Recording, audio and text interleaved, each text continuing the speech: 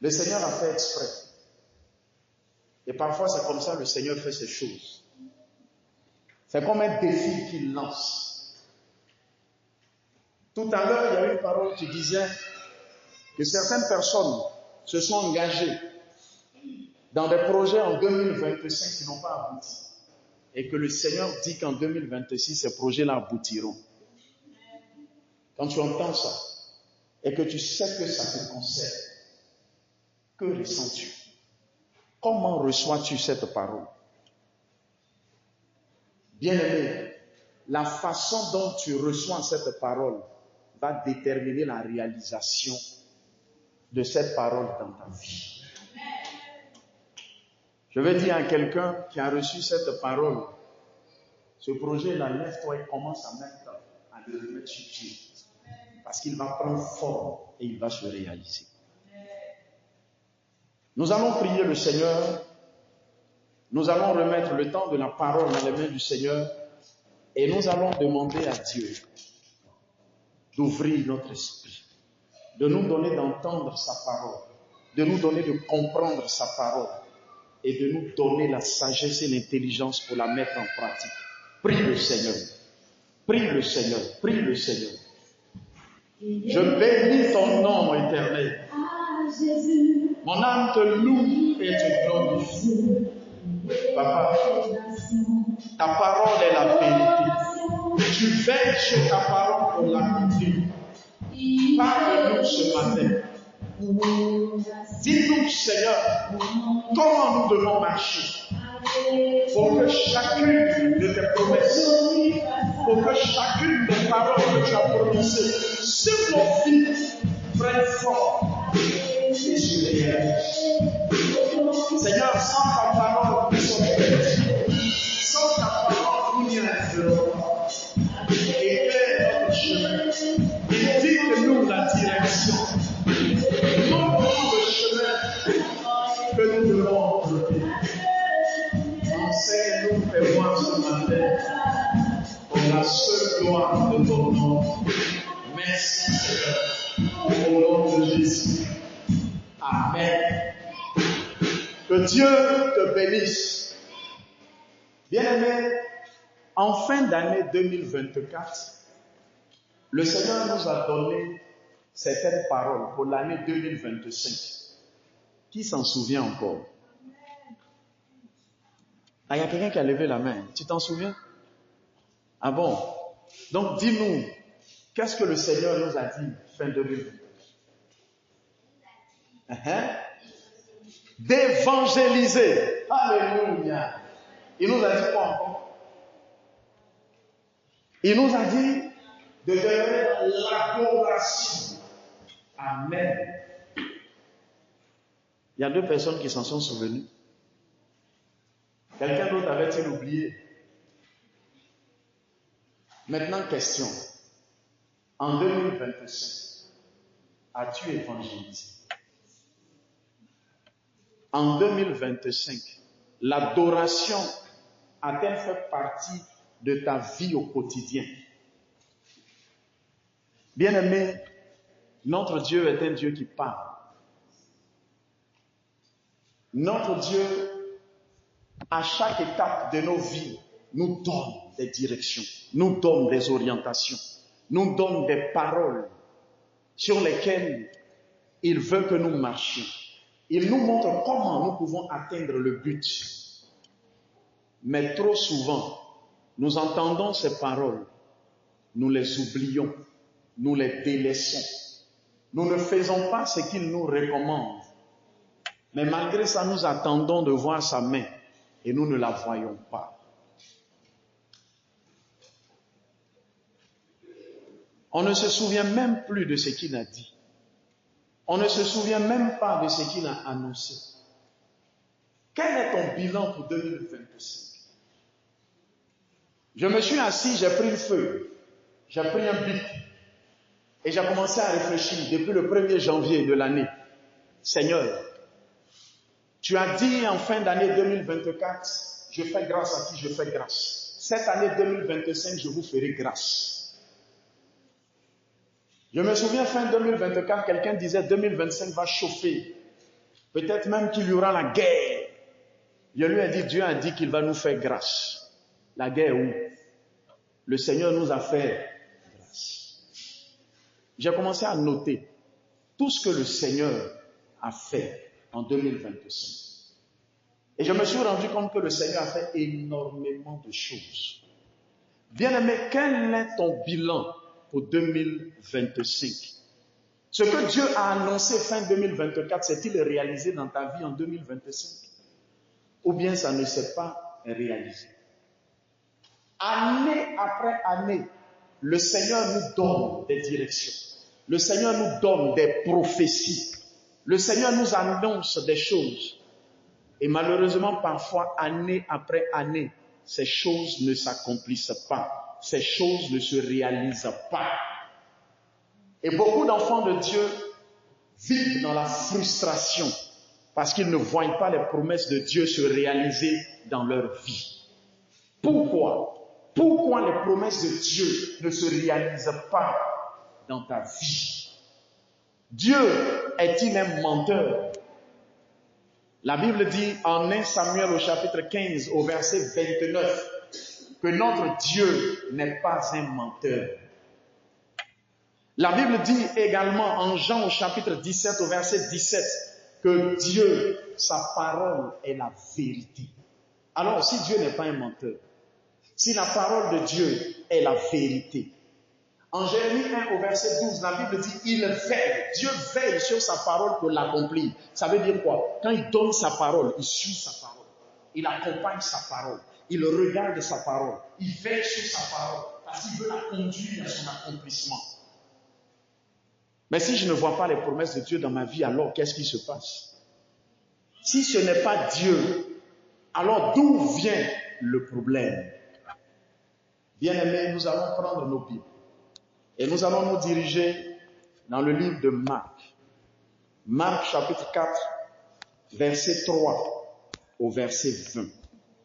Marc chapitre 4, verset 3 au verset 20. Marc chapitre 4, verset 3 au verset 20. Pourquoi je ne vois pas les promesses de Dieu s'accomplir dans ma vie alors qu'elles s'accomplissent dans la vie de certaines personnes? Marc chapitre 4, verset 3 au verset 20. Je lis la parole du Seigneur. La Bible dit, écoutez, un semeur sortit pour semer. Comme il semait, une partie de la semence tomba le long du chemin. Les oiseaux vinrent et la mangèrent. Une autre partie tomba dans un endroit pierreux où elle n'avait pas beaucoup de terre. Elle leva aussitôt parce qu'elle ne trouva pas un sol profond. Mais quand le soleil parut, elle fut brûlée et sécha, faute de racines. Une autre partie tomba parmi les épines. Les épines montèrent et l'étouffèrent, et elle ne donna point de fruits. Une autre partie tomba dans la bonne terre. Elle donna du fruit qui montait et croissait, et elle rapporta 30, 60 et 100 pour un.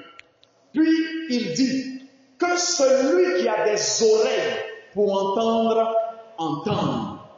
Regarde ton voisin, dis-lui, que celui qui a des oreilles pour entendre, entende.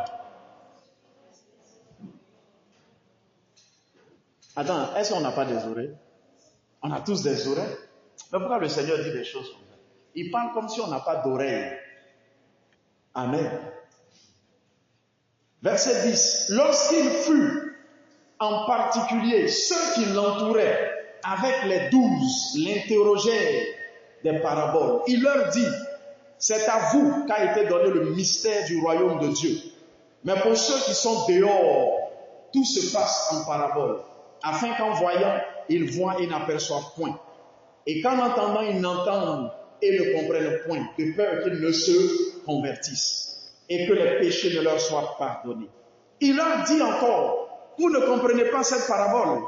Comment donc comprendrez-vous toutes les paraboles? Le semeur sème la parole. Le semeur sème quoi? Il sème la parole. Les uns sont le long du chemin où la parole est sémée. Quand ils l'ont entendu, aussitôt Satan vient et enlève la parole qui a été sémée en eux. Les autres, pareillement, reçoivent la sémence dans les endroits pierreux. Quand ils entendent la parole, ils la reçoivent d'abord avec joie, mais ils n'ont pas de racine en eux-mêmes. Ils manquent de persistance. Et dès que survient une tribulation ou une persécution à cause de la parole, ils y trouvent une occasion de chute. D'autres reçoivent la semence parmi les épines.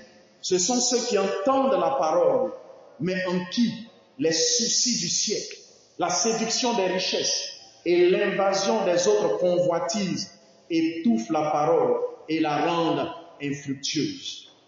D'autres reçoivent la semence dans la bonne terre. Ce sont ceux qui entendent la parole, la reçoivent et portent du fruit 30, 60 et 100 pour un. Amen.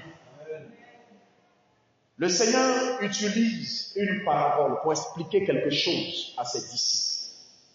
Une parabole, c'est une histoire de la vie que le Seigneur utilise pour enseigner quelque chose. Il dit, un semeur est sorti pour semer. Ce semeur-là a commencé à jeter des graines. Peut-être que c'était des graines de blé, peut-être que c'était des graines de maïs. Nous, on ne connaît pas blé ici, on connaît maïs. Il avait sûrement son petit sac. Il y avait des graines de maïs dedans. Il prend et il jette. Il jette. Et la Bible dit que certains de ces grains-là sont tombés le long du chemin. D'autres sont tombés dans un endroit où il y avait des cailloux, des pierres. D'autres grains sont tombés dans un endroit où il y avait des épines. Il y avait beaucoup d'herbes. Il y avait des chiens dents. D'autres grains également sont tombés dans un endroit où la terre était bonne.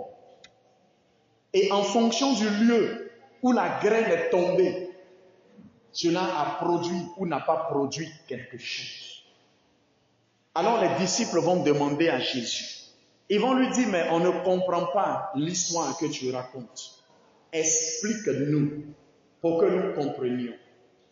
Alors il va leur expliquer, il va leur dire, le semeur ici dans mon histoire, il représente à celui-là qui sème la parole, celui qui prêche la parole, celui qui enseigne la parole, celui qui parle de ma part, celui qui prophétise en mon nom. Il dit, le semeur ici sème quelque chose. Ce qu'il sème, c'est ma parole, c'est la parole de Dieu.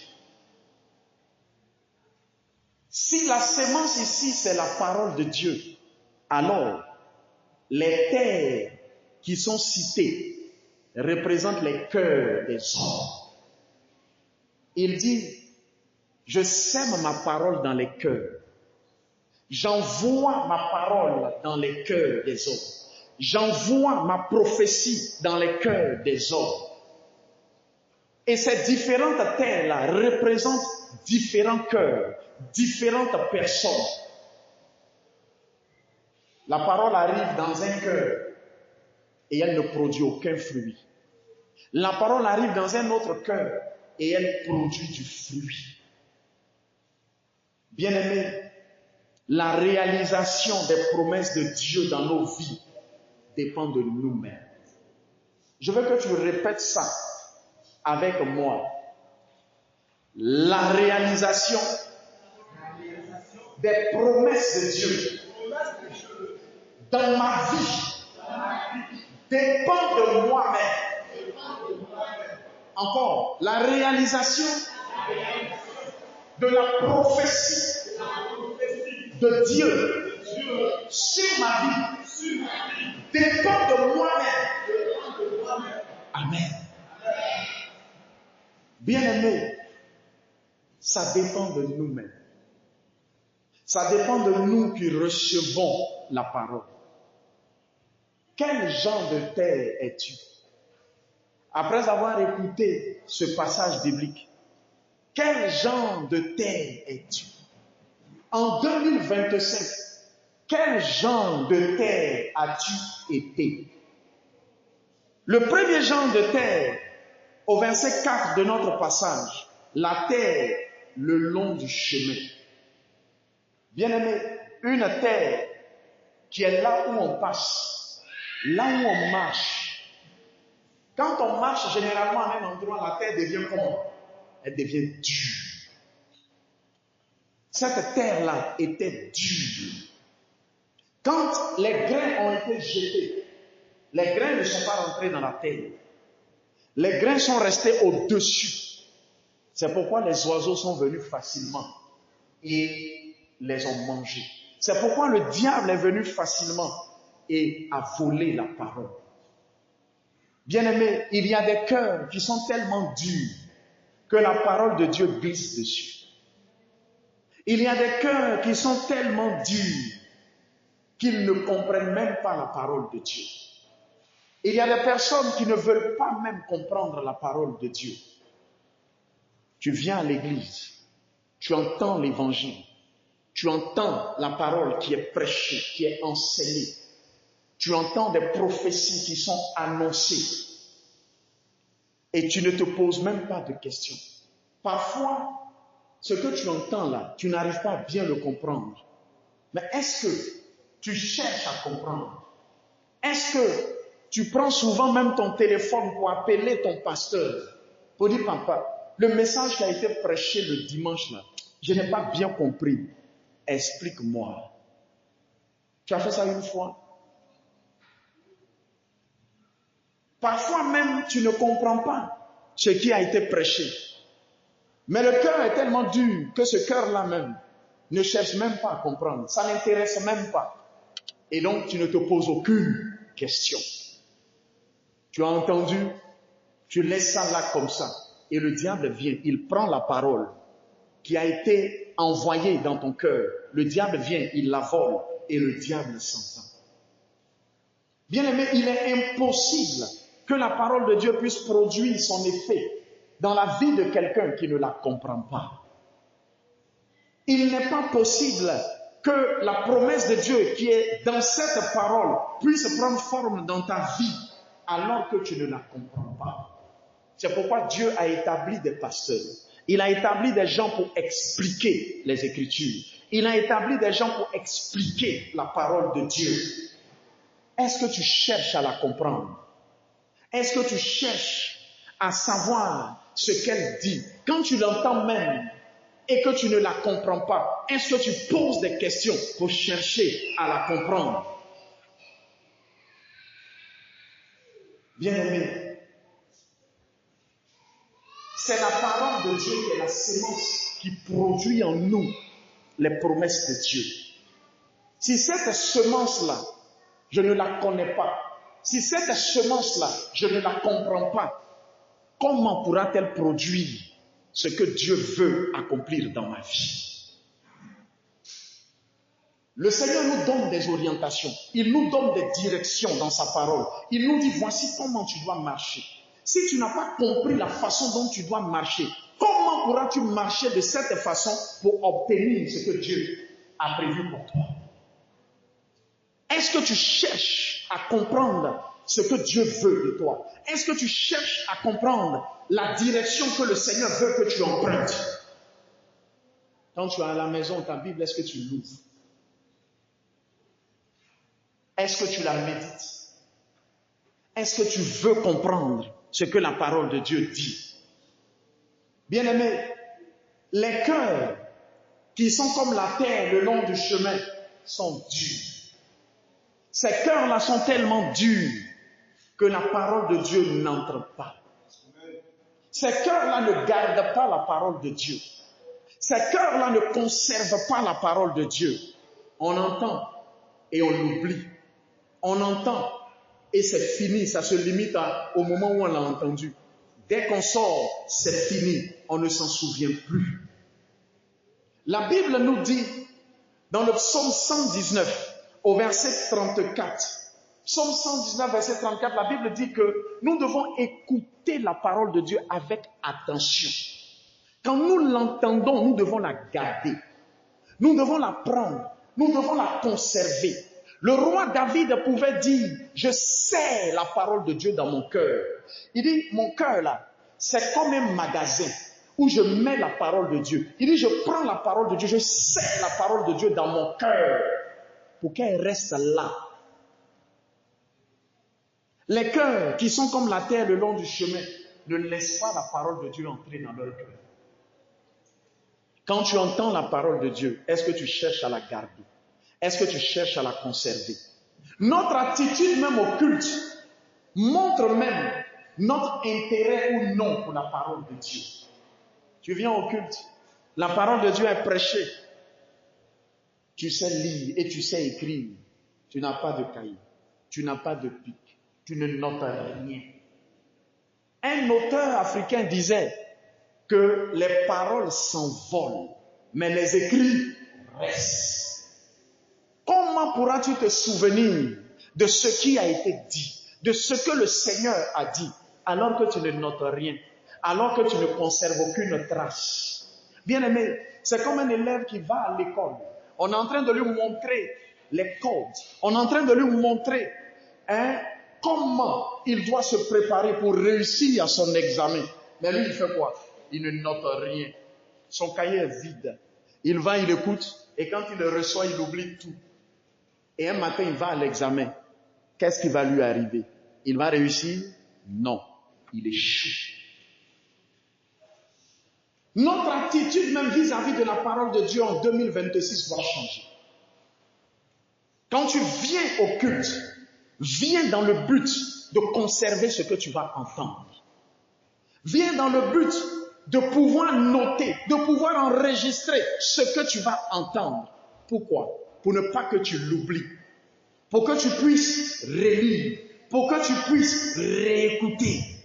Le Seigneur va dire à Habakkuk, en Habakkuk, au chapitre 2, au verset 2, il dit au prophète Habakkuk, il dit, grave la prophétie, écris la prophétie, pour que on puisse la lire de temps en temps, pour qu'on puisse la lire souvent, pour ne pas qu'on l'oublie, il dit, écris-la. Quand nous lisons la Bible, quand tu lis dans l'Ancien Testament, il y a des livres prophétiques, comme le livre d'Ésaïe, le livre d'Ézéchiel, le livre de Michée, etc. Pourquoi est-ce que tous ces écrits prophétiques-là sont dans la Bible? C'est pour que nous nous souvenions de chacune de ces prophéties. C'est pour que nous ne les oublions pas.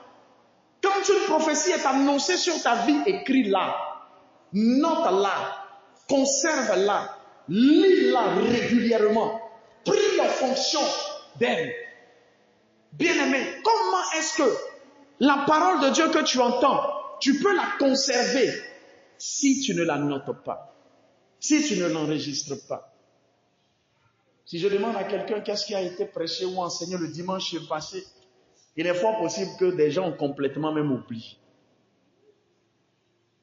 Alors que peut-être que dans ce que tu as oublié, il y a une orientation, il y a une direction du Seigneur qui t'est donnée par rapport à ta vie. Mais tu as oublié. Tu n'as pas conservé. Tu n'as pas gardé la parole de Dieu. Bien-aimés, les cœurs qui sont comme la terre le long du chemin sont tellement durs qu'ils ne conservent pas la parole de Dieu. Ces cœurs-là également parfois rejettent même la parole de Dieu. Quand le grain même vient, tombe sur ce sol dur, le grain rebondit. Le grain tombe même d'un autre côté. Parfois nous rejetons la parole de Dieu quand nous l'entendons. Parfois la parole de Dieu nous heurte. La parole de Dieu nous touche. La parole de Dieu met à nu parfois ce que nous sommes. Et quand nous entendons ça, ça nous choque. Et parfois ça nous énerve. Et alors dans nos cœurs on se dit, mais le pasteur est en train de parler de telle ou telle chose. Il est en train de me juger. Il est en train de me condamner. Il ne me comprend pas. Si moi je vis de cette façon-là, c'est par rapport à telle ou telle chose. Il ne sait pas pourquoi moi je suis toujours dans ce péché-là. Mais il ne fait qu'en parler. Et ça nous énerve. Et quand ça nous énerve, on ne veut plus entendre cette parole. Alors on rejette la parole. On ne la laisse pas entrer dans nos cœurs. On refuse même de l'entendre. On est assis, on écoute, mais le cœur est dur, le cœur est fermé, le cœur est serré. On ne veut pas que la parole de Dieu entre parce que ça ne nous plaît pas. Bien-aimés, la parole de Dieu ne vient pas à nous pour nous caresser uniquement. Elle ne vient pas à nous uniquement pour nous dire des choses intéressantes à nos oreilles. Parfois, elle vient pour nous blesser. Parfois, elle vient pour nous choquer. Parfois, elle vient pour nous mettre face à ce que nous sommes, face à ce que nous faisons. Et le Seigneur le fait parce qu'il veut nous sauver, parce qu'il veut nous transformer, parce qu'il veut nous changer. Les cœurs durs refusent la parole de Dieu. Les cœurs durs sont des cœurs qui sont orgueilleux. Je sais déjà tout. Ce que le pasteur est en train de dire là, ça ne peut pas m'arriver. Moi, je sais quelle est ma façon de marcher avec Dieu. Ça ne fait rien. Même si ils sont en train de prêcher telle ou telle chose, même si je vis ça, je m'en fous. Dieu est amour. Il m'aime quand même comme ça. Bien-aimé, l'orgueil conduit à la ruine. Mais l'humilité conduit à la gloire. La Bible dit en Jacques au chapitre 1, au verset 21, Jacques chapitre 1, verset 21, la Bible dit que quand nous entendons la parole de Dieu, nous devons la recevoir avec humilité et douceur. Avec humilité. Je suis assis, j'entends la parole de Dieu. Ce qui est en train d'être dit, ça me concerne, ça me touche. C'est comme si on est en train de dévoiler ma vie. C'est comme si on est en train de toucher le mal en moi. Mais je dois recevoir cette parole avec humilité. Je dois me dire, Seigneur, effectivement, ce que tu es en train de dire, c'est ce que je suis. Ce que tu es en train de dire, c'est ce que je fais. Seigneur, j'ai vraiment besoin de changement. J'ai besoin de transformation dans ma vie. La façon dont nous recevons la parole détermine le résultat que la parole accomplit dans nos vies. Quand nous la rejetons par orgueil, la parole de Dieu ne produira rien en nous. Mais quand nous la recevons avec humilité, en nous disant, Seigneur, effectivement, ce que je viens d'entendre là, c'est ce que je suis. Aide-moi, transforme-moi. La parole de Dieu commence à entrer, elle commence à s'installer et elle commence à produire son effet.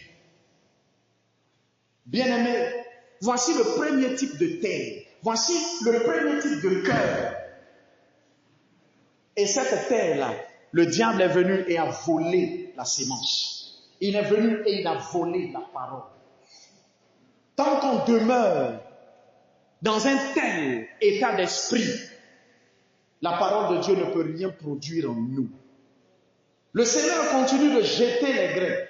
Le prédicateur continue de prêcher, d'enseigner. Et les grains tombent également dans une autre terre. Versets 5 à 6, la Bible dit que cette seconde terre-là, c'est une terre qui se trouve dans un endroit pierreux. La terre est mélangée à des cailloux. Il y a des cailloux dans la terre. Le grain tombe là. Il a trouvé un peu de terre. Il a commencé à prendre forme. Il a commencé à germer. Il y a une petite plante qui a commencé à sortir. Il a essayé de se développer. Mais le problème, c'est quoi? Ses racines ne peuvent pas aller en profondeur parce qu'il y a des cailloux dans le sol. La graine qui commence à germer, les racines ne peuvent pas aller en profondeur. Donc la graine est exposée et il n'y a rien en bas. Elle se développe uniquement pour aller en hauteur, mais elle ne peut pas faire entrer ses racines en profondeur. Et la Bible dit que le soleil arrive. Le soleil commence à frapper. La graine sèche. La petite plante qui a commencé à sortir meurt. Et finalement, ça ne produit rien. Et le Seigneur Jésus-Christ dit que cette terre qui est entre les pierres, c'est le cœur de certaines personnes. Le cœur de certains enfants de Dieu. Quand ils entendent la parole de Dieu, ils reçoivent ça avec joie. Ils sont contents. Ils crient Amen. Alléluia. Seigneur, merci. Ils sont contents. Mais quand le temps commence à passer, quand un petit problème survient, quand une petite situation arrive dans leur vie, c'est fini. Ils abandonnent automatiquement la parole. Ils perdent automatiquement la joie. Ils laissent tomber. Ils commencent à se concentrer sur leurs problèmes. Leurs racines ne vont pas loin. Ils ne sont pas persévérants. Il y a quelque chose de fondamental qui leur manque, la foi. Ils n'ont pas la foi. Quand ils entendent, ils sont contents. Le Seigneur dit en 2026, il sera béni, crie Amen. Dès qu'il rentre en janvier, en même temps, il y a un petit problème. On dit le lieu où tu vends là, ils ont cassé. C'est fini. Il n'a plus de foi. Il commence à pleurer. Il commence à murmurer. Il commence à se plaindre. Moi-même, ma vie là est comment? Mais je suis maudit. Dieu même là, il ne m'aime pas. Il m'a abandonné. Moi-même, est-ce que c'est pas mieux même que j'aille chercher notre solution ailleurs? Il oublie en même temps toutes les paroles que le Seigneur avait données. Il n'est pas persévérant. Il n'est pas patient. Il n'a pas la foi. Dès qu'un petit problème survient, c'est fini. On laisse tout tomber. Il y a des gens qui arrêtent d'aller à l'église à cause d'un problème. Ah non, c'est trop dur. Souvent tu causes avec quelqu'un, mais frère, sœur, pourquoi on ne te voit pas? Mais tu ne viens pas à l'église. Ah, parce que vraiment c'est dur. Moi, actuellement, j'ai trop de problèmes même. Les problèmes là sont tels que vraiment, actuellement ma tête même est chargée. J'ai trop de soucis. Donc, je ne viens pas à l'église. C'est à croire que quand on vient à l'église, c'est parce qu'on est heureux. Mais bien aimé, l'église est un hôpital spirituel. On va à l'hôpital parce qu'on est malade. Le Seigneur Jésus-Christ a dit, je suis venu pour qui? Il dit, je ne suis pas venu pour ceux qui sont bien, pour ceux qui sont tranquilles. Il dit, je suis venu pour ceux-là même qui souffrent, pour ceux qui sont malheureux. Au contraire même, c'est quand c'est difficile même que je cours. C'est là que je dors à l'église même. Mais dès qu'une difficulté arrive, cette catégorie-là, ils abandonnent. Tu as entendu des merveilleuses paroles fin 2024. Je suis l'Éternel qui fait grâce, à qui je fais grâce. Quand tu as reçu ça même, c'était avec l'onction, tu as crié, tu étais même dans les mains des commandos. Et puis tu es entré en 2025. Dès qu'il y a eu un petit problème, dès qu'une situation est arrivée, c'est fini, tu as tout oublié. C'est fini, tu as tout rejeté. C'est fini, tu as pris une autre direction. Tu as oublié tout ce que le Seigneur avait dit. Parce qu'un problème est arrivé. Parce qu'une difficulté s'est présentée à toi. Le Seigneur a dit en Jean au chapitre 11 au verset 40. Il a dit à la sœur de Lazare qui était mort. Quand Lazare était malade, ils ont envoyé quelqu'un pour trouver Jésus, pour lui dire, Lazare, ton ami est malade. Et Jésus qui leur dit, n'ayez aucune crainte. Lazare ne va pas mourir. N'ayez pas de crainte. Ne vous souciez même pas. Cette maladie-là, elle ne conduira pas Lazare à la mort. Quand elles ont reçu cette parole, je suis sûr qu'elles ont crié « Amen !» Jésus est trop bon. Lazare ne va pas mourir. Et dans les jours qui ont suivi, Lazare est mort. Quand elles ont vu Lazare est mort, elles ont vu le problème, elles ont vu la difficulté, elles se sont dit voilà. Dieu nous a abandonnés. Dieu nous a délaissés. Elles ont commencé à pleurer. Et après, Jésus arrive. Quand elles ont vu Jésus, elles ont dit, ah, si tu étais là même au moment où il rendait l'âme là, peut-être que tu allais trouver une solution. Mais là même, c'est trop tard, c'est gâté maintenant même. Notre situation est devenue pire. On ne peut même plus trouver solution même. On est dans la merde. Et Jésus qui leur dit, mais attends, ne vous ai-je pas dit que si vous croyez, Jean 11, verset 40, vous verrez la gloire de Dieu. Il leur rappelle ça. Il leur rappelle la parole qu'il avait donnée. Il dit, attends, donc déjà vous êtes découragés.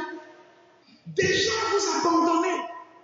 Déjà vous êtes convaincus qu'il n'y a plus de solution. Je vous ai dit que Lazare ne mourrait pas. Je vous ai dit que cette maladie ne le conduirait pas à la mort. Ils disent, mais tu as dit ça, mais il est mort. Hein? On l'a mis dans le tombeau. Leurs yeux regardaient quoi? La réalité. Ce qui était devant eux. Alors que leurs yeux devaient être fixé sur la parole que le Seigneur a donnée. Bien-aimés, quel que soit ce qui peut arriver autour de nous, nos regards doivent être fixés sur ce que Dieu a dit. Quand on entre en 2025, beaucoup de personnes ont dit que ça allait être la catastrophe, le cataclysme. Mais le Seigneur nous a dit à nous, je fais grâce à qui je fais grâce. Cette année 2025 sera une année de grâce. Nos cœurs étaient apaisés. Mais on a vu des situations, on a vu du tumulte, on a vu du mouvement. Mais quand certains ont commencé à voir ça, ils ont fait quoi? Il y en a qui ont acheté des sacs de riz. Leur maison est devenue magasin de sacs de riz. J'ai regardé des gens acheter. Tu vois d'autres même qui passent. Tu vois des voisins. Le gars, il a des bidons d'huile. C'est dit, ça s'est barricadé chez lui. Parce que c'est la catastrophe. Et des chrétiens même étaient dedans. Et je suis sûr même qu'il y a des gens de la MCE qui étaient dedans. Alors que Dieu leur a dit, je fais grâce. Mais ils ont oublié ça. Petit problème est arrivé. On a tiré 2 coups de feu quelque part. On dit on a tué quelqu'un quelque part. C'est fini. Ils ont oublié tout ce que le Seigneur a dit. Ne t'ai-je pas dit que si tu crois, tu verras la gloire de Dieu. Le Seigneur dit en Hébreu au chapitre 6 au verset 12. Je veux lire ce passage-là. Si quelqu'un le trouve avant moi. Hébreu chapitre 6 verset 12. Hébreu 6, 12. La Bible dit en sorte que vous ne vous relâchiez point, c'est-à-dire que vous ne vous découragiez point, et que vous imitiez ceux qui par la foi et la persévérance héritent les promesses de Dieu. Comment on hérite les promesses de Dieu? Par la foi et la persévérance. La foi, croire. Mettre sa confiance, la persévérance, attendre tranquillement, sereinement, sans paniquer. Par la foi et la persévérance. Dès que les difficultés arrivent, on ne persévère plus. On abandonne tout. C'est fini. Ah, moi, on dit, mon frère, allons à l'évangélisation. Moi, ça, c'est trop dur. Hein? Moi, je ne peux pas aller à l'évangélisation. Hein? Il n'y a rien à manger chez moi. J'ai faim. Mais le Seigneur a dit en début d'année, sortez, évangélisez. Celui qui a dit évangéliser, là, n'est-il pas capable de te donner à manger? Nado, c'est trop dur actuellement. Moi, je ne peux pas aller au culte même. Mais celui qui a dit adorez-moi, là, n'est-il pas capable de prendre soin de toi? Dès que les problèmes arrivent, dès que les difficultés arrivent, cette catégorie-là, ce dont les cœurs se retrouvent dans les pierres, automatiquement, laisse tomber, abandonne. Et finalement, la parole de Dieu ne produit rien dans leur vie.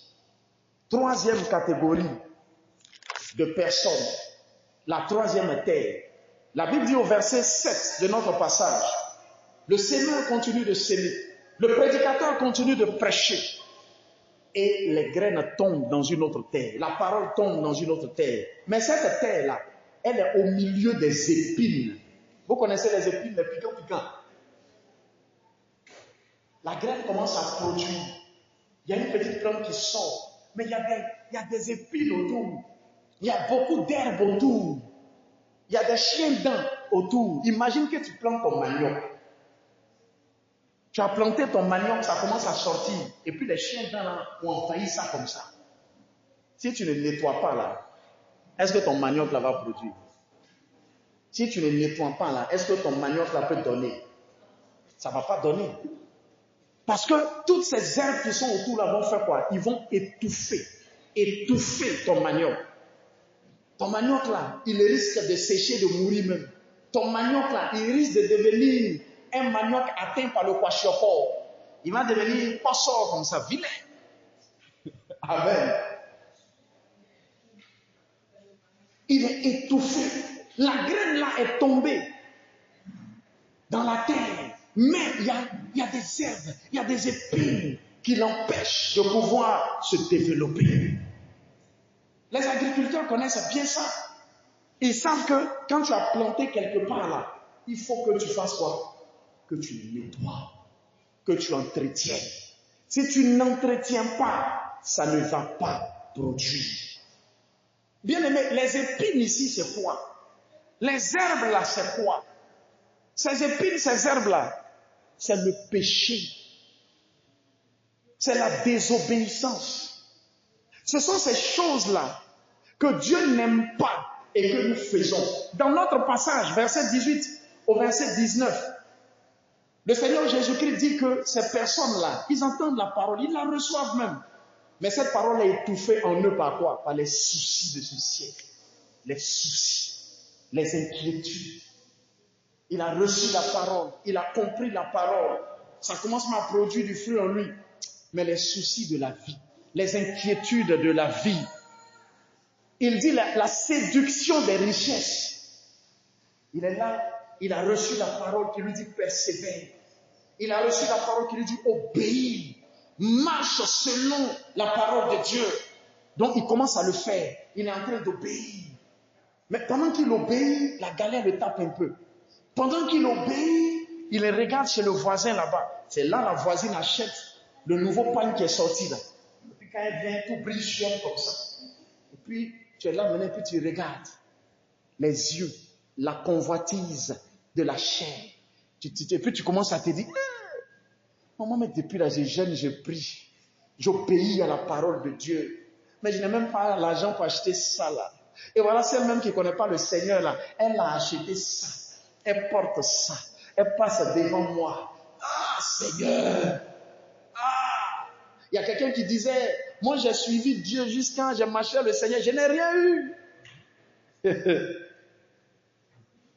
Et on commence à regarder.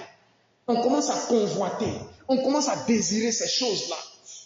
Et tellement la convoitise devient forte, ça étouffe la parole de Dieu en nous. La partie maintenant où le Seigneur dit persévère. La partie maintenant où le Seigneur dit obéis. On dit, oh, laissez ça. Depuis on obéit, on a eu quoi? Ah, la fille là qui est là, on a fait prospérer. Ah, le monsieur là qui est là, ça va chez lui. Moi, il a commencé à faire comme lui-même. Et on commence à désobéir. On commence à prendre des raccourcis. On commence à chercher des chemins, des petits chemins pour essayer de trouver la solution. Le Seigneur nous a montré le chemin. En 2025, il a dit obéissez. Il a dit évangélisez. Il a dit soyez dans l'adoration. On a mis évangélisation à côté. On a mis adoration à côté. Et puis nous-mêmes, on a ouvert notre chemin. On dit c'est ça là qui m'arrange. C'est ça là que je vais faire. Maintenant, quand tu as fait là, quelle est la conclusion? On est fin 2025. Quel est le bilan? Quand tu observes ta vie, elle est belle. Elle est merveilleuse. Elle est glorieuse. Tout va bien. Tu es heureux. Bien-aimé, les soucis de ce monde, la convoitise de ce monde, la séduction de ce monde, le diable sera toujours là pour proposer des choses, pour présenter des choses. Et quand on voit ça, on commence à oublier la parole de Dieu. On commence maintenant à s'intéresser à ces choses-là. Ah, à l'église même, on a dit on n'a qu'à obéir à la parole de Dieu. Mais si j'obéis toujours et que je suis habillé toujours, on dirait une sœur d'église baptiste œuvre mission. Là. Mais est-ce que quelqu'un va me voir pour m'aimer? Ah, ça, voilà. Celle qui est à côté ici, là, toujours quand elle sort, elle porte ses pantalons plaqués, là. Quand elle passe comme ça, là, toujours les gens font... Les gens appellent. Ça marche pour elle. Moi aussi, je vais commencer à faire la même chose. Ah, attends, parole de Dieu, reste à côté ici. La séduction des choses de ce monde. Alors moi aussi, je m'en chercher pour moi, je porte. Et puis moi aussi, je m'en vais. Parce que je vais trouver la solution. Bien-aimé, la séduction de ce monde tue notre obéissance. Quand on commence à observer, on commence à regarder les choses de ce monde, quand on commence à désirer les choses de ce monde, la parole de Dieu qui a été sémée en nous, le diable vient et il l'ôte. On commence à abandonner la parole de Dieu. On commence à chercher des petits moyens pour s'en sortir. Et ce n'est pas seulement même les femmes. Tu vois des hommes. Actuellement là, les garçons sont devenus plus dangereux même que les femmes. Tu vois des jeunes gens qui jettent des tantis. Dis, ah, la parole de Dieu, depuis on suit la parole de Dieu. Mais depuis là, c'est chaud, la galère veut nous tuer. Ah, il va prendre une gnaïe, comme ça il va s'occuper de moi. La séduction des choses de ce monde étouffe la parole de Dieu dans les cœurs. Au point qu'aujourd'hui, tu trouves des chrétiens qui sont devenus profondément même, c'est dit, inconscients, irresponsables. Tu te demandes même si c'est des chrétiens. Tu trouves le frère en Christ, il est dans le rang. Il s'en va lui aussi pointer pour l'auto. Et il va avoir des millions. Parce que depuis il prie, depuis il obéit à la parole de Dieu, il n'a encore rien eu. Alors qu'il a entendu dans le quartier, on dit à l'autre bout du quartier, là-bas, il y a un gars qui a gagné 500 000 dans PMU. Mais moi aussi, il faut que je joue aussi. Et on tombe dans la désobéissance. On tombe dans le péché. On se dit que dans le péché, on va trouver la solution. On est là, la galère est en train de nous tuer. Alors que le gars qui est à côté là, il dit que si j'accepte ce qu'il me dit là, il va me donner 30 000 francs chaque mois. Je vais pouvoir faire des coiffures. Je vais pouvoir acheter des plantes. Moi aussi, j'ai allé au salon. J'ai même mes pieds, ils vont faire pédicure. Donc, moi, je vais accepter. Mais depuis la même affaire de Jésus là, on suit là. Mais qu'est-ce qu'on gagne dedans? La pression de ce monde. On regarde la télévision, on nous présente les choses de ce monde, ça brille comme ça. On veut ça. Alors tu vois maintenant des chrétiens qui s'habillent comme des païens. Des chrétiens qui se coiffent comme des païens et on trouve ça normal. Dit ça fait rien. C'est mon style. Bien aimé, cette catégorie-là a reçu la parole. Ils ont même compris la parole. Mais les propositions du diable, la convoitise, la séduction, les choses de ce monde ont étouffé la parole de Dieu dans leur cœur. Et beaucoup d'enfants de Dieu ont laissé le monde étouffer la parole de Dieu dans leur cœur. Aujourd'hui, l'Église même de façon générale est en train d'étouffer la parole de Dieu. Bien aimé, il est vrai que quelqu'un qui est païen, qui arrive, on doit le prendre comme il est. Mais attends, quand tu as tapé 1 an, 2 ans, 3 ans, tu as assis à l'église là, pardon, ta coiffure jaune et noire là, il faut changer ça maintenant. On ne va pas te garder comme ça éternellement. Et aujourd'hui, on entretient ça même dans des églises. On trouve que c'est normal. On dit qu'il ne faut pas le juger, il ne faut pas le condamner, il ne faut pas faire ceci, il ne faut pas faire cela. Et on est en train de créer une génération de chrétiens mondains, séduits par le monde, qui ont tué la parole de Dieu dans leur cœur, qui n'ont même plus honte de faire certaines choses. Bien-aimés, cette troisième catégorie-là reçoit la parole, mais n'obéit pas à la parole. Elle choisit d'obéir au monde. La Bible dit en Jacques au chapitre 1 au verset 22, Jacques 1, 22, la Bible dit faites attention. Faites attention. Ne vous mentez pas à vous-même en croyant que vous pouvez entendre la parole de Dieu simplement et ne pas y obéir. Jacques 1, 22 nous dit qu'il ne suffit pas d'entendre la parole de Dieu, mais on doit obéir à la parole de Dieu. Bien-aimé, si quelqu'un dit que tu es gaou pour ça, bénis Dieu. Je préfère être un nyata du Seigneur que d'être un hiérarque de Satan. Parce que les nyatas du Seigneur vont au ciel. Ceux-là, ils seront sauvés. Ceux-là, les anges campent autour d'eux. Ceux-là, le Seigneur marche pour eux. Ceux-là, la main du Seigneur est sur eux. Mais les hiérarques du diable, là, ils vont en enfer. Ensuite, il y a la quatrième catégorie. La Bible dit que le semeur continue à s'aimer. Le prédicateur continue à prêcher. Il continue à lancer la graine de la parole. Et la graine tombe maintenant dans un quatrième type de terre. La Bible appelle ce type de terre-là, au verset 8, la bonne terre. La bonne terre. Cette terre-là est bonne pourquoi? Quand quelqu'un doit planter, pour que les grains qu'il va mettre, pour que la sémence qu'il va mettre dans cette terre-là puisse produire, qu'est-ce que l'agriculteur fait? On fait quoi? On labouره la terre. J'ai vu une fois un monsieur ici, dans le quartier, qui a fait venir une machine. La machine a remué la terre. Et puis après, il a planté son manioc. Il est sur la route même quand on va à la maison. Mais quand ces maniocs sont sortis, c'était en forme comme ça. Parce que quand on laboure la terre, quand on prépare la terre, ce qu'on sème produit en abondance. Mais si la terre là, tu ne la prépares pas, si tu ne la laboures pas, tu viens, un sol dur, tu viens, tu jettes ton bois de manioc dessus, c'est pas sûr que ça produise. C'est pas sûr que ça prenne. Mais quand la terre là est bien remuée, quand la terre là est bien préparée, il y a certains agriculteurs même ici, qu'est-ce qu'ils font? Parfois même, ils s'en vont prendre les rejets de graines à Agrivard. Et puis ils viennent déverser ça dans leur champ. Ils déposent dans leur champ. Ça constitue de l'engrais. Ça enrichit le sol dans lequel ils vont planter. Mais pourquoi ils prennent toutes ces dispositions? Pourquoi ils préparent la terre comme ça? Pourquoi ils travaillent comme ça la terre? Pour que cette terre-là devienne bonne. Pour que cette terre-là devienne riche. Pour que cette terre-là, il y ait les vitamines nécessaires dedans. Pour que ce qu'ils vont planter là, ça puisse produire. Bien aimé, la bonne terre, c'est la terre qui est labourée. Le bon cœur, c'est le cœur qui est préparé. Le cœur qui est labouré. Labouré par quoi? Labouré par la parole de Dieu. Labouré par l'obéissance à la parole de Dieu. C'est un cœur qui est préparé. Il a entendu la sémence. Il a vu la sémence qui est venue. Il dit, faut pas que ça vienne et que ça ne produise rien. Il faut que je sois prêt à recevoir la parole de Dieu. Il faut que je la reçoive dans de bonnes conditions.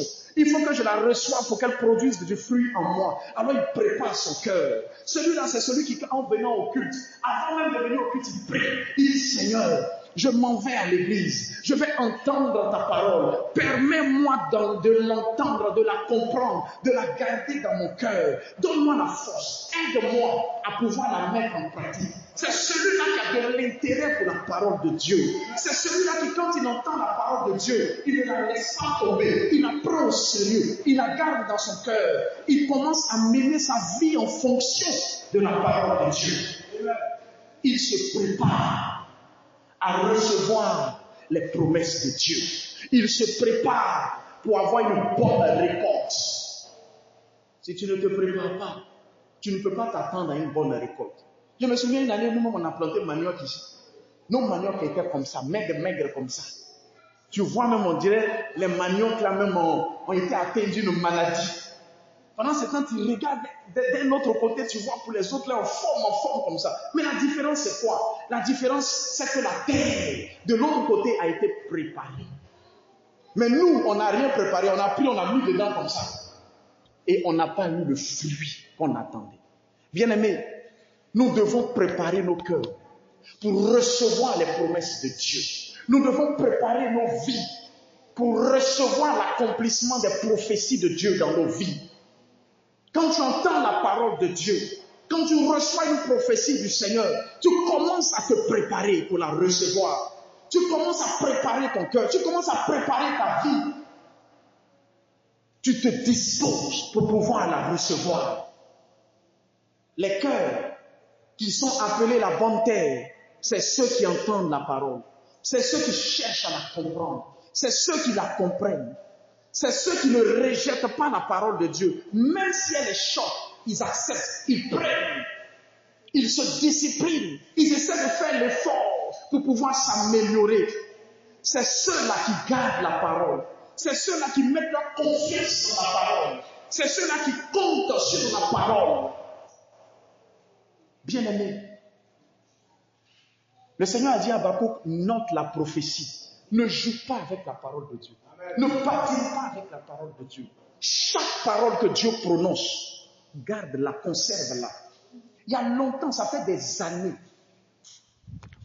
C'est le prophète Kano, Michael, qui a donné une prophétie. On était à Beaunois, on priait dans une maison inachevée. Il m'a dit, papa, j'ai eu une vision. Et dans la vision que j'ai eue, Dieu nous avait donné un terrain. J'ai dit alléluia. Et il m'a dit, voici comment le terrain était situé. L'église était là. Il y avait un terrain à gauche, il y avait un terrain à droite. On n'était pas à un carrefour. Attends, on est à un carrefour actuellement. C'est qui l'a dit là? C'est pas ça qui est dit. En ce moment, on ne s'imaginait même pas comment on peut avoir un terrain. Tu vas avoir son argent où? On ne savait même pas comment on allait avoir un. Mais Dieu dit, on va avoir un espace. Et voici comment l'espace sera situé. Quand nous sommes arrivés ici pour acheter cet espace, on nous a proposé le carrefour. Vous savez pourquoi je n'ai pas pris le carrefour? Parce que j'avais cette prophétie-là en tête. Amen. Le Seigneur a dit que ça ne sera pas situé à un carrefour. Il y aura un terrain à gauche, il y aura un terrain à droite. Donc c'est en fonction de ça que je paierai mon choix. Bien-aimés, ne jouons pas avec la parole du Seigneur. Quand tu entends la parole, note-la. Quand tu entends la parole, écris-la. Garde-la et prie en fonction. Marche en fonction. Comporte-toi en fonction. En agissant ainsi, tu te prépares. Tu prépares ton cœur à devenir une bonne terre. Si tu entends la parole de Dieu et que, ça ne te dit rien, ça te glisse sur le corps. Aujourd'hui, il y a des chrétiens, la parole de Dieu leur glisse sur le corps. Il entend. On dit, il faut vivre dans la sanctification. On dit, sans la sanctification, nul ne verra Dieu. Il dit, Amen. Mais quand ils sont, c'est le contraire de la sanctification, il fait. Amen. Et ça ne lui dit rien. Ça ne le choque pas. Bien-aimé, pour 2026, nous devons être des enfants de Dieu avec un cœur comparable à la bonne terre. Tu dois changer d'attitude. Tu dois changer de manière de recevoir la parole de Dieu. Quand tu entends la parole, ne la rejette pas. Ne la banalise pas, ne l'oublie pas. Reçois-la avec joie, reçois-la avec humilité. Prends-la, garde-la dans ton cœur et obéis à la parole du Seigneur. C'est ainsi qu'en 2026, le Seigneur se glorifiera dans ta vie. Bien-aimé, si tu marches dans l'attitude de cette terre dure dont on a parlé en première position, en 2026, tu vas traverser l'année et tu seras en décembre 2026 avec un bilan négatif. Si tu demeures dans l'attitude de cette terre qui n'est pas, ce cœur qui n'est pas persévérant, qui abandonne facilement, qui se décourage facilement, tu vas traverser 2026 et ça sera toujours les mêmes répétitions, des mêmes histoires, des mêmes problèmes, des mêmes situations. Si tu demeures dans l'attitude de cette terre qui est étouffée par les choses de ce monde, si le monde a plus d'importance pour toi que la parole de Dieu, bien-aimé, tu vas traverser 2026 et tu ne verras aucune des promesses du Seigneur s'accomplir pour toi. Mais si tu prépares ton cœur, tu prépares ton être à être une bonne terre, en 2026, tu verras la gloire de Dieu. Bien-aimé, comme chaque année, le Seigneur nous parle toujours de l'année qui vient. Et cette année, pareillement, il le fera. Le dimanche prochain, le dimanche 28 décembre, le Seigneur a un message pour toi. Amen. Il a un message pour toi pour 2026. Il va te dire ce qu'il, lui, il a résolu de faire pour toi en 2026. Et il va te dire quel chemin tu dois emprunter pour pouvoir voir ces promesses-là s'accomplir dans ta vie. Mais une chose est d'entendre et une chose est d'entrer dans ces promesses-là. Ça fait des années que nous entendons beaucoup de choses que le Seigneur nous dit. Mais depuis toutes ces années, est-ce que tu vois ces promesses se réaliser dans ta vie? Est-ce que tu vois la main de Dieu accomplir des choses dans ta vie? En 2024, en fin d'année, il nous a dit évangéliser. Il y a des gens qui ont plaisanté avec, alors que dans l'évangélisation, ils devaient avoir du travail. Il y a des gens qui ont joué avec, alors que dans l'évangélisation, ils devaient se marier. Il y a des gens qui ont banalisé ça. Alors que dans l'évangélisation, il y a des portes d'affaires qui allaient s'ouvrir pour eux. Ça me fait penser à une servante de Dieu. En ce moment, elle était simplement chrétienne. Et à chaque fois qu'il était dit « allez évangéliser », elle était devant. La dame va. Un jour, elle est allée avec des frères. Ils ont trouvé un monsieur. Ils lui ont parlé de Jésus. Le monsieur, son cœur la met dur comme ça, têtu à mort. Il n'est pas prêt à accepter Jésus. Mais à chaque fois, il disait aux frères, allons, on va lui parler de Jésus. Ils vont, ils lui présentent Christ. Ils prennent le temps dans la prière, ils prient pour que ce monsieur-là se convertisse. Un jour, ce monsieur-là a accepté de venir à l'église chez eux. Et ce monsieur-là a décidé de donner sa vie à Jésus. Il s'est converti. Quelques temps après, quelques années après, ce monsieur-là a demandé la main de celle-là qui allait l'évangéliser. Le monsieur fait des affaires, c'est un homme d'affaires. Aujourd'hui, ils sont mariés. Ils ont ouvert une église à Yopougon. C'est la dame-là qui l'a gagné à Jésus. Aujourd'hui, le monsieur lui-même, il est devenu pasteur. Mais femme, il a marié, c'est elle qui l'a évangélisé. Attends. Si quand on a dit aller évangéliser, là, elle était restée à la maison en train de dormir, en train de regarder une nouvelle TV, de changer les chaînes. Elle allait croiser ce monsieur-là. Et après, c'est pour pleurer. Oh, Seigneur, délivre-moi de l'esprit de célibat. Alors qu'il t'a montré le chemin, il t'a indiqué la direction. Le chemin de la délivrance de l'esprit de célibat, là, il dit c'est l'évangélisation, va. Et toi, tu es resté. Et maintenant, tu pleures. Oh Seigneur, délivre-moi. Et la délivrance ne vient pas. Et tu ne comprends pas. Alors qu'il a montré la direction. Mais tu ne l'as pas suivi. J'ai donné le témoignage ici d'un frère qui a eu du travail en allant évangéliser. Il est allé à l'hôpital pour évangéliser. Il va, il prie pour les malades, il leur parle de Jésus. La personne qu'il a trouvée là, il a prié pour lui. Il est parti. Or, le monsieur là, c'est un directeur d'entreprise. Entre-temps, il avait déposé ses dossiers quelque part. Là où il a déposé ses dossiers là, c'est le DG là qui était couché là.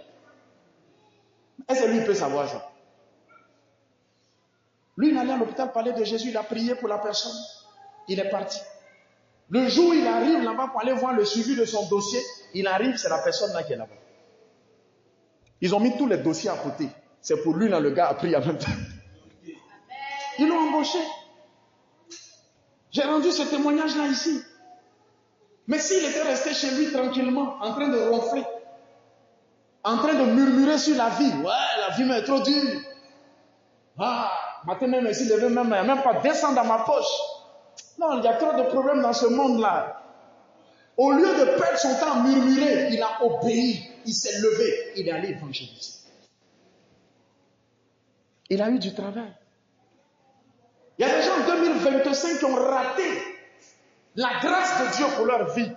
Parce que cette grâce-là était localisée quelque part. Cette grâce-là était localisée, était peut-être liée à quelqu'un. Quelqu'un à qui il devait parler de Jésus. Ils ne l'ont pas fait. Et l'année est finie. Et on est assis, on regarde. Ah non, 2025 n'a qu'à finir vite même. 2025 a été trop dur. Cette année-là même, le problème était trop. 2026 sera mieux. Tu es sûr? Ça risque d'être pire. Hein?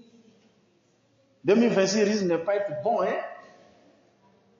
Si tu demeures dans le même état d'esprit, 2026 sera pire.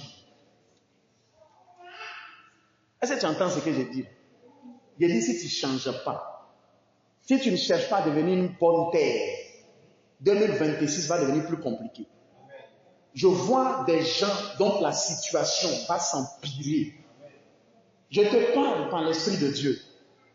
Je vois des situations qui vont devenir pires, qui vont devenir encore plus complexes. Je vois des gens qui sont en train d'aller tout droit vers un feu. Je veux dire à quelqu'un ce matin, redresse-toi, reprends-toi, ressaisis-toi. Le chemin que tu es en train d'emprunter est dangereux. Ce chemin-là va te conduire vers une maladie. Le Seigneur, dans mon esprit, est en train de me présenter la maladie. Je vois la maladie écrite. C'est vers cette maladie-là qu'il va te conduire. Fais attention au pas que tu es en train de poser. Fais attention à la direction que tu es en train d'emprunter. Fais attention au choix que tu es en train d'opérer. Si tu ne te ressaisis pas, si tu ne te mets pas à labourer ton cœur, à défricher ton cœur, à ôter les choses qui ne glorifient pas le Seigneur de ton cœur, 2026 sera une catastrophe pour toi. Pendant que je parle, quelqu'un au plus profond de lui il sent que la parole s'adresse à lui. Et même quand tu sortiras d'ici, le Seigneur va confirmer cela dans ton cœur, d'une façon ou d'une autre. Peut-être qu'après tu viendras dire, j'ai eu un songe. Mais cette parole, elle la confirmera dans ton cœur. Le Seigneur ne veut pas que tu te perdes. Bien-aimé, il est temps de se réveiller. La fin d'une année est une période de bilan. C'est un moment où on s'assoit pour faire le point. C'est un moment où on s'assoit pour essayer de voir qu'est-ce qui a marché, qu'est-ce qui n'a pas marché. C'est un moment pour voir les choix qu'on a opérés, les orientations qu'on a prises, nous ont menés où? C'est le moment de décider. C'est le moment de choisir, de changer de direction, de prendre un autre sens, de prendre le sens du Seigneur. Bien-aimé, la réalisation de la parole de Dieu dans ta vie dépend de la façon dont tu reçois la parole. Pour 2026, sois une bonne terre et tu verras les promesses de Dieu s'accomplir dans ta vie. Pour 2026, demeure une bonne terre. Voici la parole que le Seigneur te donne ce matin. Bien-aimé, pour être une bonne terre, c'est simple. Laboure ton cœur. Comment labourer ton cœur? Entre en toi-même. Entre en toi-même maintenant. Regarde ta vie. On est en fin d'année, c'est le bilan. Regarde ta vie. Il y a des choses dans ta vie qui ne glorifient pas le Seigneur. Il y a des choix que tu as opérés qui ne sont pas bons. Il y a des directions que tu as prises qui sont mauvaises. Entre en toi-même. Repens-toi. Demande pardon au Seigneur. Décide de changer de vie. Décide de devenir une bonne terre. La Bible dit en Job 22 au verset 28, à tes résolutions répondra le succès. À tes décisions, à tes choix répondra le succès. Laboure ton cœur avec la prière. Lève-toi dans la prière. Arrête de dormir. Arrête de dormir. Lève-toi dans la prière. Lève-toi dans la prière. Ne joue pas avec la prière. La prière te permet de préparer ton cœur à recevoir les promesses de Dieu. Lève-toi dans la prière. Lève-toi dans le jeûne, dans la prière. Mets-toi à prier le Seigneur. Ne dors pas, ne plaisante pas, ne joue pas. Ne banalise pas la prière. 2026, là, ne joue pas avec la prière. Sois un homme de prière, sois une femme de prière. Réveille-toi dans la prière. Tu es en train de dormir. Réveille-toi dans la prière. Aie une vie de prière organisée. Laboure ton cœur avec la méditation de la parole de Dieu. Bien-aimé, laboure ton cœur en lisant la Bible régulièrement. Quand tu lis la parole de Dieu, quand tu médites la parole de Dieu, quand tu cherches à comprendre la parole de Dieu, ça produit quelque chose en toi. Ça te transforme, ça te façonne, sans même que tu t'en rendes compte. En 2026, on va initier des études bibliques. On va faire des études bibliques chez vous, à la maison, dans les quartiers. Vous vous mettez 2, 3, 4, 5. Je vais me déplacer pour venir. On va étudier la Bible ensemble. Tu veux méditer la parole de Dieu? Tu ne veux pas méditer la parole de Dieu? Tu veux. Si tu veux méditer la parole de Dieu, on va s'organiser. Je vais venir. Et ensemble, on va étudier. Bien aimé, c'est important. La méditation de la parole de Dieu prépare nos cœurs. Ça prépare ton cœur. Ça laboure ton cœur pour que ton cœur soit une bonne terre. Revois ton attitude à l'église. Quand tu viens à l'église, ne viens pas comme quelqu'un qui vient juste pour passer du temps. Quand tu viens à l'église, bien-aimé, tu dois te dire que là où je m'en vais au culte, là, peut-être qu'aujourd'hui, là, le Seigneur va donner l'orientation par rapport à la situation que je vis. Peut-être qu'aujourd'hui, là, le Seigneur va donner la parole qui va changer ma vie. Donc quand tu viens là, tu dis, tu ne viens pas pour t'amuser, tu es concentré, tu es sérieux dans la prière, dans l'écoute de la parole. Tu ne joues pas avec, tu ne présentes pas. Parce que peut-être que c'est le jour que le Seigneur a choisi pour opérer un miracle dans ta vie. Change ton attitude en venant à l'église. C'est pourquoi, sois à l'heure même à l'église. Tu ne peux pas venir à l'église et puis tu es en retard. Tu n'es pas en retard à l'école. Tu n'es pas en retard au travail. Tu n'es pas en retard dans tes rendez-vous amoureux. Rendez-vous amoureux, on n'est jamais en retard. Quand on dit rendez-vous à 11h, à 10h30, on est là. Mais tu es en retard dans tes rendez-vous avec Dieu. Celui qui peut façonner ma vie, celui qui peut transformer ma vie. Quand il me donne un rendez-vous, je suis en retard. Toi aussi, quand même. Et tu attends quoi de lui?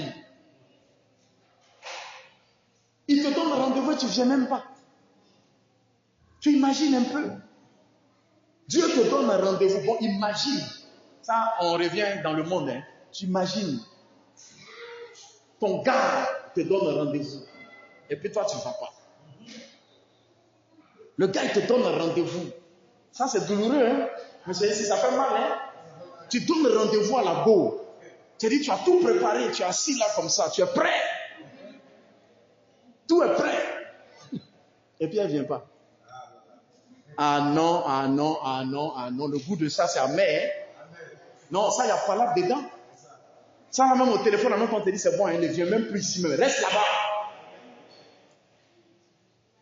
Mais imaginez, le Seigneur nous donne un rendez-vous. Il dit dans sa parole, il dit, vous, Église, vous êtes ma fiancée. C'est ce que Dieu dit. Et Dieu donne un rendez-vous à sa fiancée, c'est-à-dire nous. Et puis nous, on est couchés à la maison. Oh Dieu, change ton attitude en 2026. Change ton attitude. Applique-toi à obéir à la parole du Seigneur. Applique-toi, discipline-toi. Garde la foi et persévère. En agissant ainsi, tu prépares ton cœur à recevoir les promesses de Dieu en 2026. Que le nom du Seigneur soit béni et que le Seigneur te bénisse abondamment. Nous allons prier ensemble le Seigneur. Tu vas te tenir debout. Nous allons prier le Seigneur et nous allons lui demander